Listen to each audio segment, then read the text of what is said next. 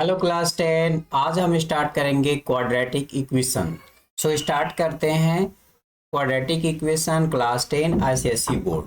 सो चलिए शुरू करते हैं बिना किसी देरी के। तो सबसे पहले हम समझेंगे कि क्वाड्रेटिक इक्वेशन क्या होता है। What is a quadratic equation? A quadratic equation is one variable is an equation. A quadratic equation in one variable is an equation in which the highest power of the variable is 2. इसका मतलब ये होता है कि अगर quadratic equation में हम लोग कोई भी एक इक्वेशन लिखते हैं वन वेरिएबल का और उसका हाईएस्ट पावर अगर हम 2 रखें तो उसको क्वाड्रेटिक इक्वेशन कहेंगे। इसके लिए हमारे पास जैसे इक्वेशन में एग्जांपल में हम लोग लिख सकते हैं, यहाँ पे ऐसे लिख सकते हैं 3x² plus 2x-1 equal to 0। तो यहाँ पे जो हाईएस्ट पावर है x का वो क्या है, 2 है, तो इसको हम लोग क्वाड्रेटिक इक्वेशन कहेंगे। तो अब हमारे पास standard form of the quadratic equation जो होता है वो इस फॉर्म में होता है ax² plus bx plus c equal to 0। ये हमारा standard form of the quadratic equation है। इसके फॉर्म में हम लोग जब लिखेंगे तो ये कहलाएगा standard form of the quadratic equation.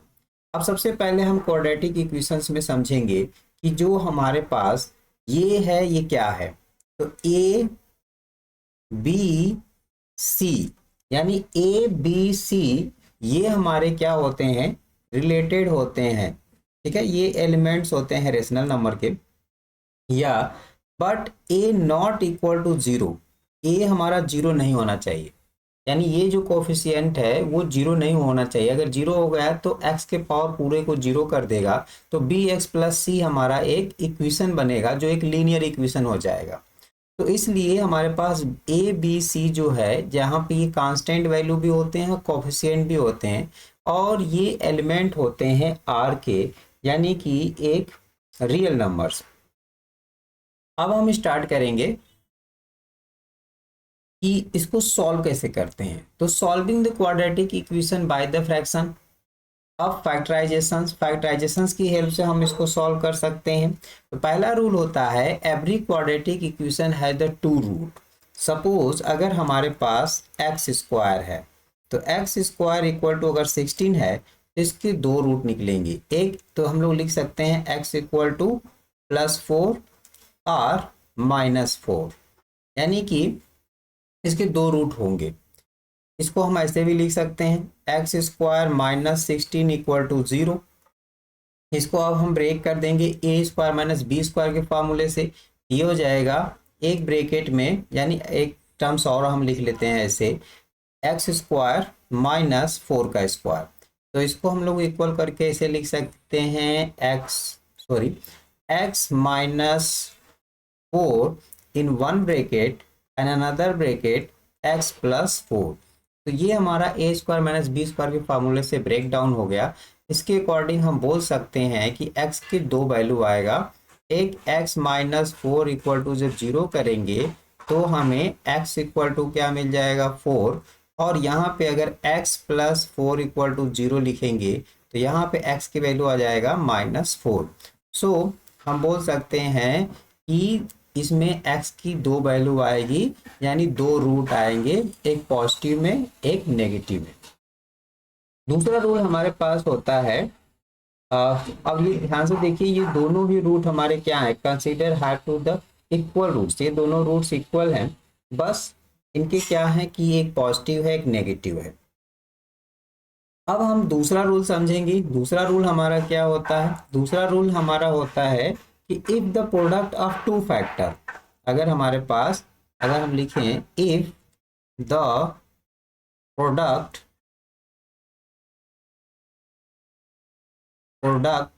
Of two factor, if the product of two factor is 0, if the product of two factor is 0, so then the one or other, then one or the other factor equal 0, factor equal 0।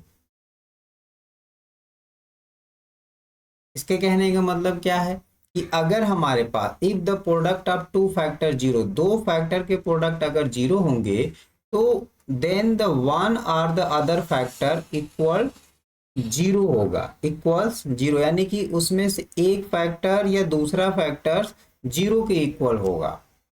Examples के लिए अगर हम लोग ऐसे लिखें, if 3x minus 5 equal to 0, then x equal to क्या हो जाएगा, देन x इक्वल टू हमारा हो जाएगा 0 और x इक्वल टू हम लोग लिख सकते हैं 3x equal to 5 means x equal to 5/3। So if the, इसमें एक चीज थोड़ा सा हमारा छूट गया है, यहाँ पे एक और x लिख लें, यानी कि if x into in bracket में 3x माइनस 5 इक्वल टू 0 है, इन दोनों का प्रोडक्ट यानी फैक्टर, ये दोनों हमारे फैक्टर जो हैं अगर ये 0 होते हैं तो एक बार हम लोग इसके इक्वल टू 0 लिखेंगे, एक बार इसके इक्वल टू 0 लिखेंगे, तो हमें क्या मिलेगा, देन x इक्वल टू 0। और दूसरा अगर हम लोग ले लेते हैं, जैसे यहाँ पे फिर से मैं बता दूं कि 3x माइनस 5 इक्वल टू 0 है, तो यहाँ पे हम लोग लिखेंगे 3x equal to 5 and x equal to हो जाएगा 5/3, यानी 5 डिवाइडेड बाई 3।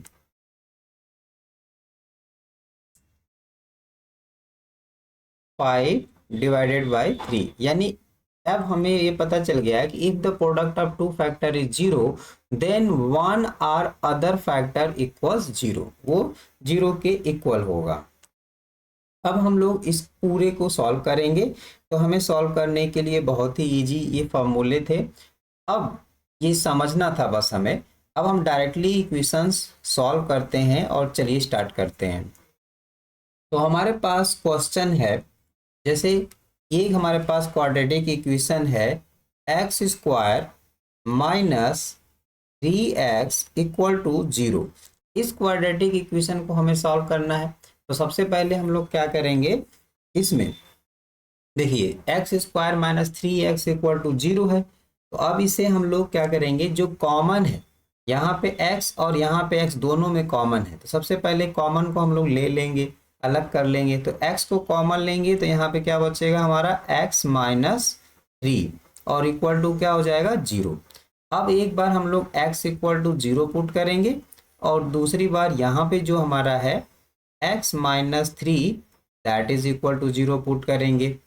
तो अब हमारा क्या हो जाएगा, आंसर क्या मिल गया, तो यहाँ पे इसके अकॉर्डिंग x की वैल्यू 0 मिला और यहाँ पे इसके अकॉर्डिंग मिलेगा x इक्वल टू 3।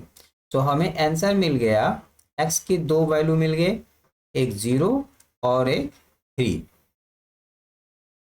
अब हम दूसरा इक्वेशन लेकर चेक करते हैं, अगर हमारे पास एक और इक्वेशन है, ये हमारा हो गया क्वाड्रेटिक इक्वेशन का, एक हम और ले लेते हैं, जैसे हमारे पास एक इक्वेशन है x square minus plus 2x minus 15 equal to 0। इस इक्वेशन को हम सॉल्व करेंगे, ये हमारे पास क्वाड्रेटिक इक्वेशन है। तो सबसे पहले हमें क्या करना होगा, ये जो 15 है ना, इसका फैक्टराइजेशन करेंगे और फैक्टर ऐसा करना होगा कि जो यहाँ पे 2 कोफिशिएंट आया है वो ऐड करने या सब्ट्रैक्ट करने पे +2 आए।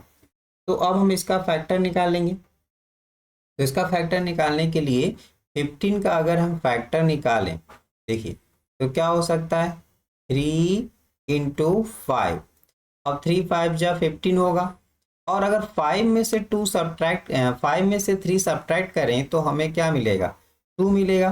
तो इस फैक्टर को अब हम ऐसे लिखेंगे, ऐसे लिखेंगे एक्स स्क्वायर, ठीक है, प्लस 5x माइनस 3x। अब क्योंकि 5x में से 3x सब्ट्रैक्ट करेंगे तो 2x बन जाएगा, इसीलिए हम इसको डायरेक्ट ऐसे लिख देते हैं कि 5x minus 3x and minus 15 equal to 0। अब यहाँ से हम x को कॉमन ले लेंगे तो हमें क्या मिलेगा, x प्लस 5, फिर माइनस 3 कॉमन ले लेंगे, ये हो जाएगा x माइनस 5।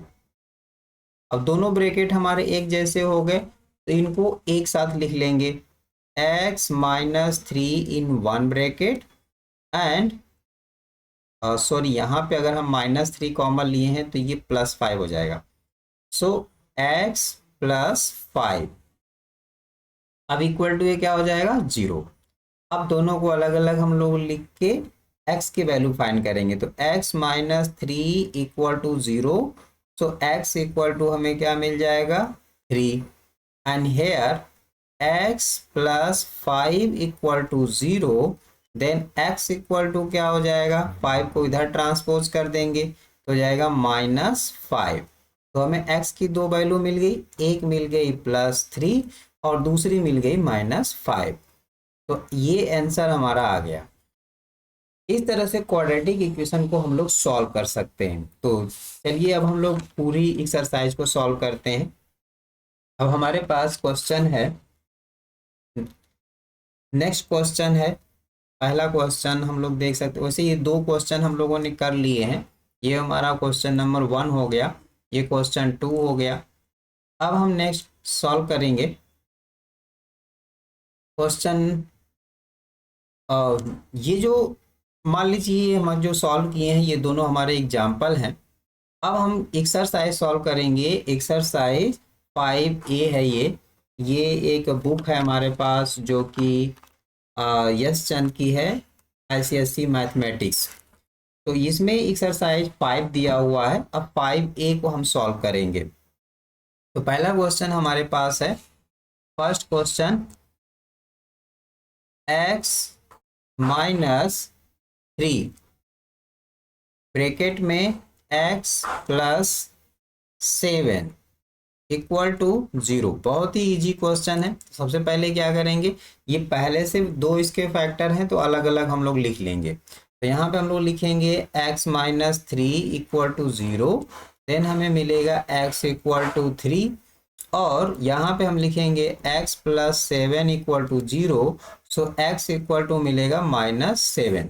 तो हमें आंसर क्या मिल गया, x की वैल्यू मिल गई 3, यानी x इक्वल टू 3 एंड -7। दो आंसर हमें, दो रूट मिल गए, एक x का मिला हमें 3 और दूसरा -7।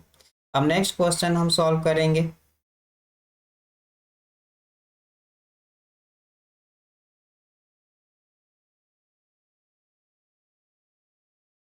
अब क्वेश्चन नंबर 2 हम लोग सॉल्व करेंगे। तो क्वेश्चन 2 हमारा होगा,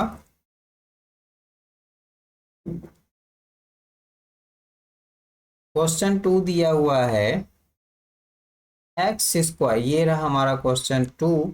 question 2 is given x square equal to 4x। अब ये क्वेश्चन दिया है तो सबसे पहले इसको क्वाड्रेटिक इक्वेशन के फॉर्म में लिख लेंगे।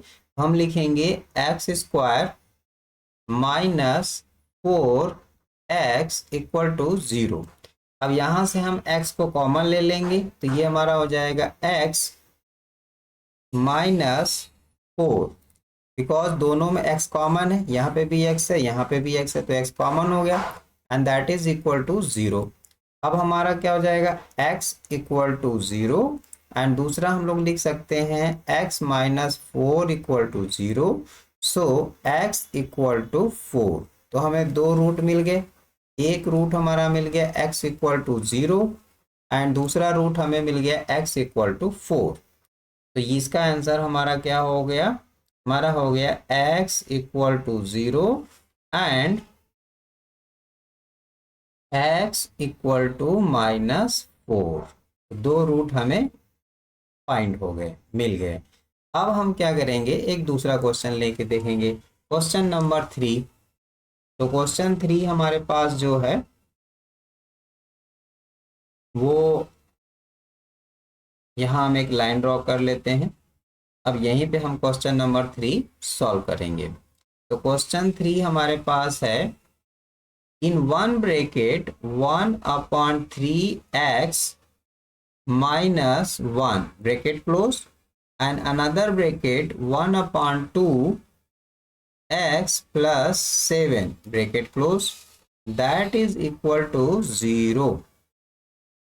अब हम इसको सॉल्व करेंगे तो ये देखिए पहले से ही फैक्टराइज है, तो इसमें हम लोग फैक्टराइज करने का रूल हम लोग ऐसे डायरेक्टली सॉल्व कर सकते हैं। यहाँ पे लिख सकते हैं कि 1/3x - 1 इक्वल टू 0 एंड तो ये बन जाएगा हमारा क्या, ये हो जाएगा x - 1। अब यहाँ पे देखिए ये जो हमारा 3 है ये इसमें मल्टीप्लाई हो जाएगा, तो into 3 and total upon 3 equal to 0। तो अभी क्या बन जाएगा x - 3 अपॉन 3 इक्वल टू 0। इस 3 को इधर ट्रांसपोज करेंगे तो 0 में मल्टीप्लाई हो जाएगा। तो अब हम लोग लिख सकते हैं x - 3 इक्वल टू 0 इंटू 3। तो आंसर क्या बन जाएगा x - 3 इक्वल टू 0। तो अब हमें मिल जाएगा x इक्वल टू 3। तो एक रूट हमें मिल गया। अब दूसरा रूट हम सॉल्व करेंगे, ये 1/2x plus 7 equal to 0 put करेंगे। इसके अपॉन अगर हम 1 कर लें तो फिर 2 और 1 का एलसीएम लेंगे तो फिर से हो जाएगा, यानी हो जाएगा x, यानी ये इसमें मल्टीप्लाई हो जाएगा 1 में तो x हो जाएगा और प्लस 2 7 में मल्टीप्लाई हो जाएगा तो 14 and total upon 2 is equal to 0।